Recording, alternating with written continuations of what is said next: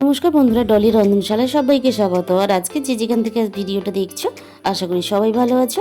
আর আজকে তোমাদের সঙ্গে আমি শেয়ার করতে চলেছি মুখরোচক একটা সুন্দর রেসিপি। এটা কিন্তু খুবই কম সময় লাগে এবং খেতেও দুর্দান্ত স্বাদের হয়। তাহলে ভিডিওটা দেখে নেওয়া যাক। এখানে আমি নিয়েছি 100 গ্রাম পরিমাণ কাবুলি ছোলা নুন দিয়ে সেদ্ধ করে। ছোলা সেদ্ধর মধ্যে আমি মশলার মধ্যে দিয়ে দিলাম হাফ চামচ পরিমাণ চাট মশলা, আর দিয়ে দিলাম হাফ চামচেরও কম গরম মশলার গুঁড়ো, আর এখানে দিয়ে দেব হাফ চামচ ঝাল লঙ্কার গুঁড়ো। এরপর আমি দিয়ে দেব অল্প পরিমাণে হলুদ গুঁড়ো, আর ভাজার পরে সুন্দর কালার আসার জন্য দিয়ে দিলাম আমি অল্প পরিমাণে কাশ্মীরি লঙ্কার গুঁড়ো, আর সব শেষে আমি এখানে দিয়ে দিলাম স্বাদ মতো লবণ। এবার দিয়ে দেব 1 চামচ আদা রসুন বাটা, আর এখানে দিয়ে দিচ্ছি 2 চামচ পরিমাণ চালের গুঁড়ো। এখানে যে কোনো চালের গুঁড়ো মেশালেই হবে। আর দিয়ে দেব 1 চামচ পরিমাণ ময়দা।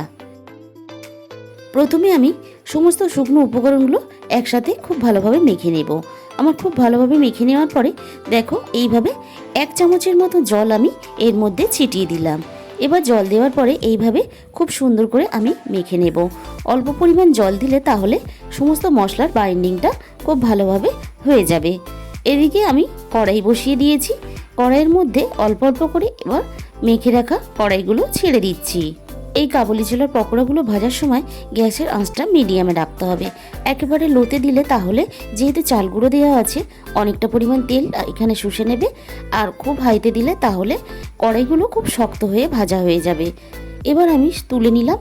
এইভাবে আমি সবকটা কাবুলি ছোলার পকোড়া এখানে ভেজে নেব। এই কাবুলি ছোলার পকোড়াটা শুধু মুখে বা চায়ের সাথে খেতে অসম্ভব সুন্দর স্বাদ হয়। তোমরা একবার হলেও বানিয়ে দেখতে পারো এইভাবে। তাছাড়া বাড়িতে কোনো গেস্ট আসলে আমরা চায়ের সাথে এইভাবে পরিবেশন করতে পারি। এই কাবুলি ছোলার পকোড়াটা অনেকভাবেই খাওয়া যায়। আমরা সকাল বা সন্ধেবেলায় টিফিন মুড়ির সাথেও এইভাবে গরম গরম ভেজে খাওয়া যায়। আর যারা বেশি ঝাল পছন্দ করো এইভাবে তাহলে কাঁচা লঙ্কাও ভেজে নিতে পারো সাথে।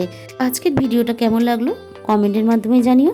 আর যে সমস্ত নতুন বন্ধুরা আমার চ্যানেলে নতুন এসেছো তাদের কাছে অনুরোধ রইল আমার চ্যানেলটাকে সাবস্ক্রাইব করে পাশে থাকার জন্য। তাহলে আজকে এই পর্যন্ত।